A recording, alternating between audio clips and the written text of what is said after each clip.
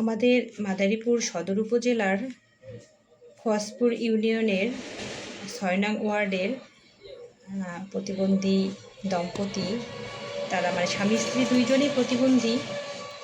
তারা টাকার অভাবে তাদের একমাত্র সম্বল বসত ঘরটি ঠিক করতে পারছেন না, মাথা গোঁজার ঠাঁই নেই তাদের, তাই বাধ্য হয়েই থাকতে হচ্ছে বস্তিতে। এছাড়া তারা কাজ করতে না পারায় ভিক্ষে করেই তাদের জীবিকা নির্বাহ করতে হয়। একমাত্র ছেলে সেও পানিতে ডুবে মারা গেছে। এরপর এখন তাদের একমাত্র মেয়ে নিয়ে তারা অনিশ্চিত জীবনযাপন করছে। এরপর আবার তাদের ঘরে নতুন সন্তানের আগমন হবে শীঘ্রই, সে অপেক্ষায় তারা আছে।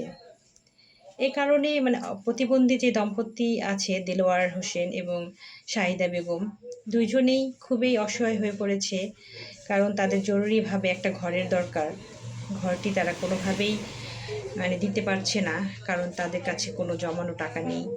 যে টাকা আয় হয় তা দিয়েই তারা তাদের পেটের যে খাবার দিতে হয় সেটা করতেই তাদের হিমশিম খেতে হচ্ছে। তাই সবাই যদি একটু একটু করে এগিয়ে আসেন, তাহলে হয়তো এই প্রতিবন্ধী যে এই দম্পতি রয়েছে তাদের একটা ঘর নির্মাণ করে দেওয়া সম্ভব। দেলোয়ার এবং শাহিদা দুইজনেই হাঁটতে পারে না। ক্যান্সারে আক্রান্ত হয়ে দেলোয়ারের একটি পা কেটে ফেলা হয়েছে, আর শাহিদা জন্মগতভাবেই প্রতিবন্ধী, হাঁটতে পারে না।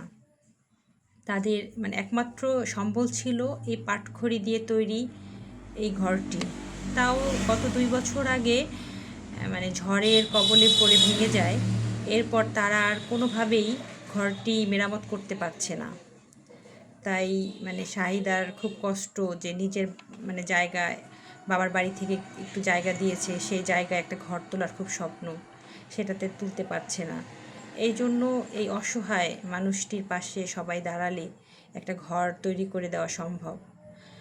আসলে একে তো প্রতিবন্ধী, তারপরে তার সন্তানটি পানিতে ডুবে মারা গেছে, স্বামীও প্রতিবন্ধী, শাহিদাও প্রতিবন্ধী। এর চেয়ে একজন মানুষের জীবনে আর অসহায়ত্ব কিছু হতে পারে না। তাছাড়া তাদের যদি ঘরটা থাকতো, তাহলেই হয়তো তারা একটু শান্তিতে ঘরে থাকতে পারতো। সেই ঘরটিও তাদের নেই। তাই তারা খুবই অসহায়। তারা সবার কাছে একটা ঘর নির্মাণের জন্য সহযোগিতা চেয়েছে।